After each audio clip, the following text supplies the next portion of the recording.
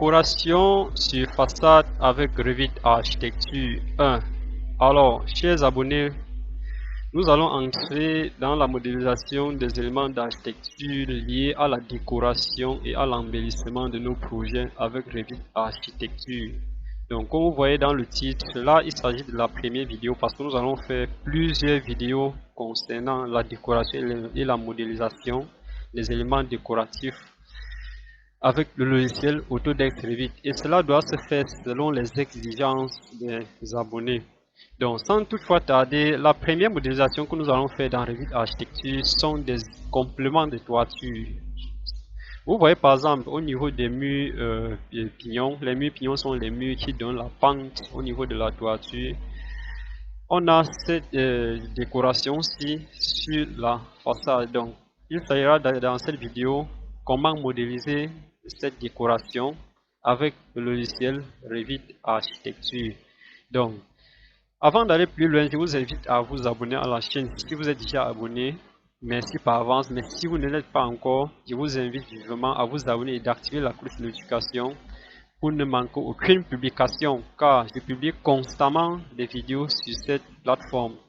Moi, c'est Jonathan Dia, dessinateur, projecteur et formateur Revit. Donc, sans toutefois tarder, lancez vos machines et on démarre.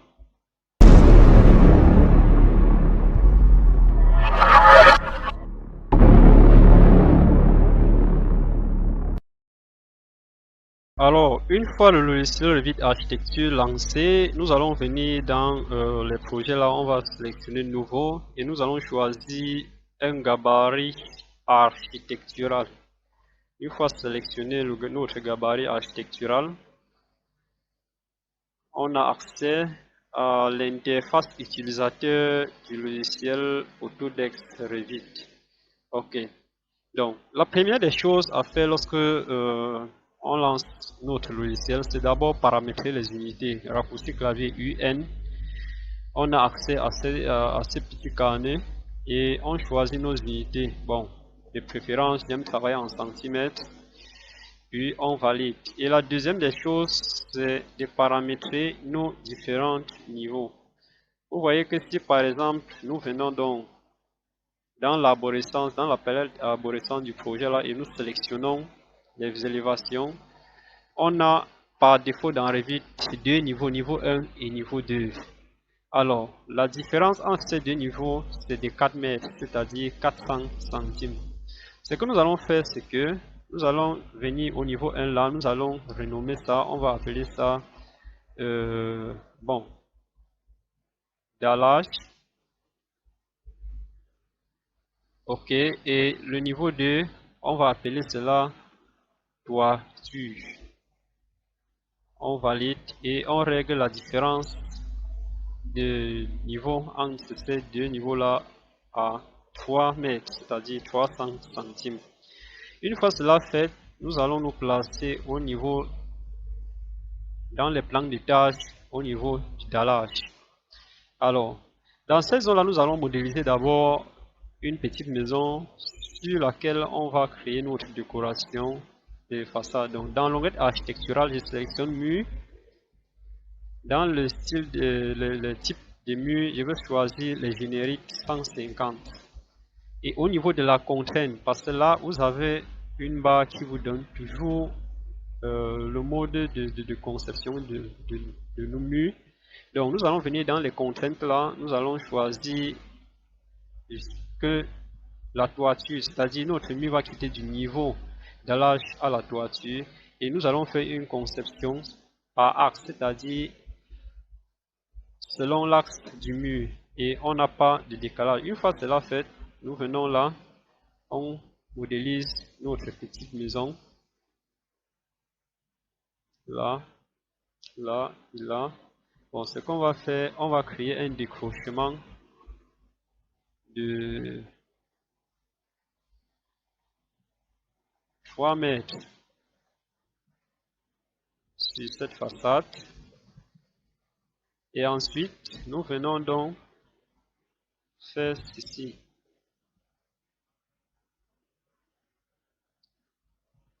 On va venir dans l'onglet modifier, sélectionner l'outil scinder éléments On va scinder cet élément-ci et créer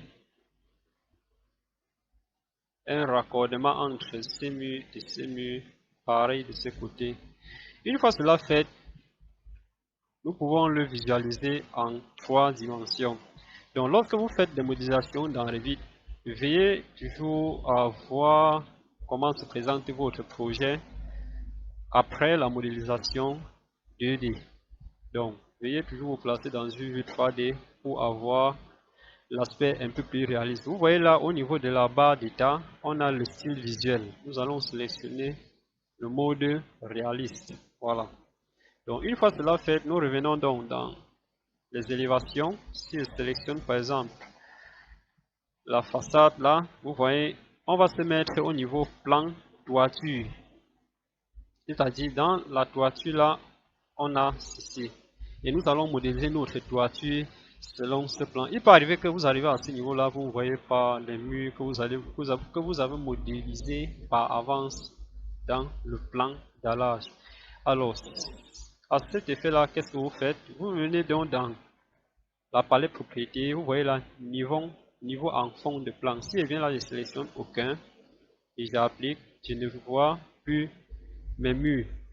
Par contre, si je reviens, je sélectionne dallage, appliquer, j'ai ceci. Alors, donc nous venons donc dans l'onglet architecture, on sélectionne toit.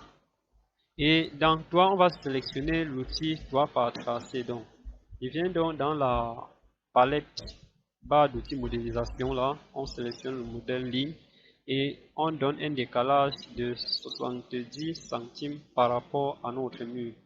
Une fois cela fait, je contourne mes murs avec mon esquisse.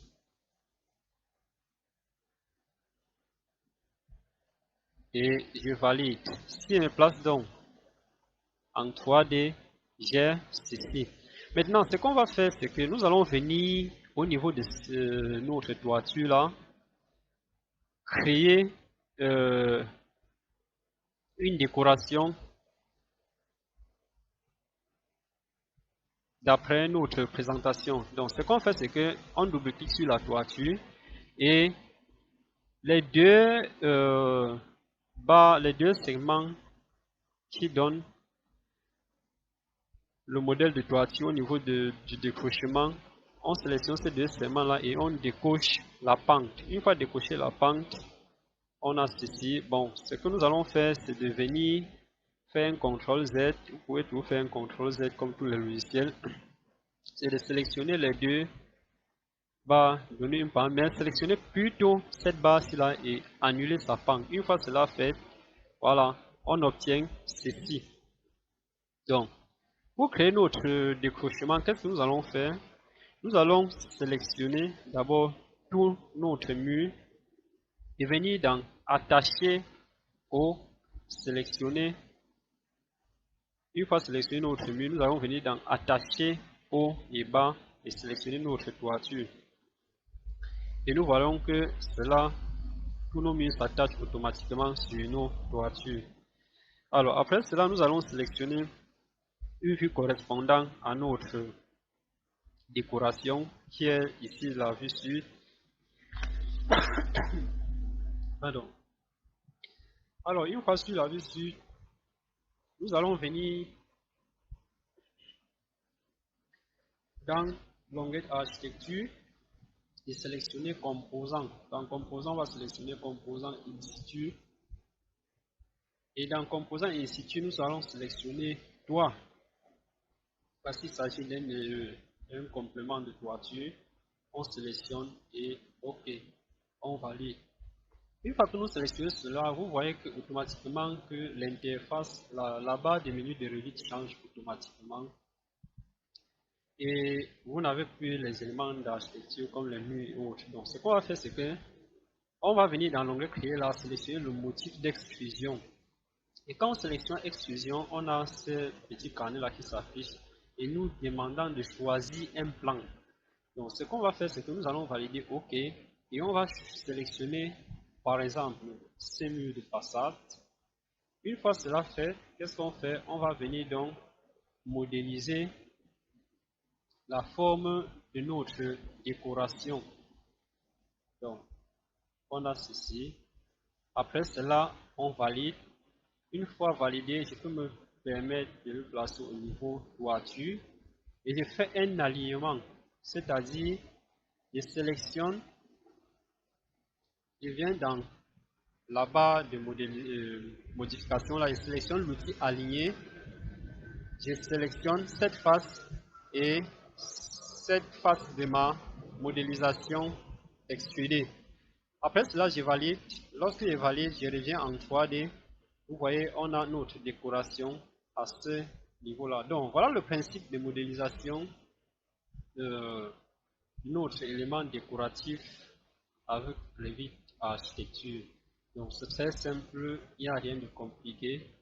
Et ce qui est plus intéressant dans Revit, c'est que vous avez la possibilité de modifier la forme de votre extrusion. Si par exemple, je viens de faire une extension à ce niveau-là, je sélectionne toute cette ligne, je fais un delete et je sélectionne ceci, je fais un miroir par rapport à cet axe de ma toiture, j'ai ceci, et je viens plutôt, au lieu d'avoir une ligne droite ici, je viens prendre par exemple l'outil arc, je sélectionne ceci, je fais ça, je sélectionne ceci, je fais ça. Alors, si je valide, vous voyez automatiquement que la géométrie de ma toiture change automatiquement. Donc voilà le principe de modélisation d'éléments d'architecture avec le logiciel Autodesk Revit. Merci d'avoir suivi cette vidéo. Merci de partager et n'oubliez pas de vous abonner pour plus d'informations avec Revit Architecture.